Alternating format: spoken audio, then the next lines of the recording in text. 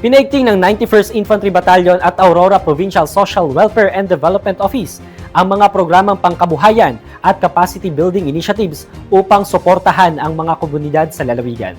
Narito ang ulat ni Donna Rose Balas. Mas pinalawak ng 91st Infantry Sinagtala Battalion Philippine Army at Provincial Social Welfare and Development Office ng Aurora ang kanilang ugnayan upang makalikha ng mas maraming oportunidad sa trabaho, kabuhayan at pangmatagalang pag-unlad para sa mga kabataan at organisadong komunidad sa lalawigan. Sa isinagawang courtesy call noong 8 ng Hulyo sa tanggapan ng PSWDO sa Barangay Suklayin, Baler, pinangunahan ni Lieutenant Colonel Michael Angelo G. Ramirez, Acting Commanding Officer ng 91st IB, ang pakikipagpulong kay Provincial Social Welfare and Development Officer Miss Abigail F. Paulino. Naging focus ng pagpupulong ang pagbibigay ng mga oportunidad sa empleyo para sa mga nagtapos sa Lyceum of the East Aurora, lalo na ang mga benepisaryo ng Educational Assistance Program na ipinatupad sa pakikipagtulungan ng Office of the Presidential Advisor on Peace, Reconciliation and Unity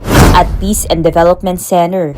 Sabay nito, tinalakay rin ang pagpapalakas sa mga people's organizations sa pamamagitan ng mas pinaigting na livelihood programs, capacity buildings initiatives at mas matatag na ugnayan ng iba't ibang ahensya ng pamahalaan upang mapalawak ang mga oportunidad sa kabuhayan at mapanatili ang kapayapaan sa mga komunidad.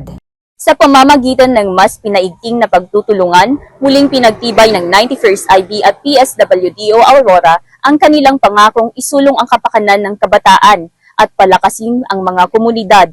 Patunay na ang sama-samang pagkilos ng pamahalaan ay susi sa pagtataguyod ng inklusibong kaunlaran at pangmatagalang kapayapaan sa lalawigan. Mula dito sa Baler, Aurora, ako si Donna Rose Balas, ang inyong pamilyang kaugnay para sa matatag na hukbong katihan ng Pilipinas.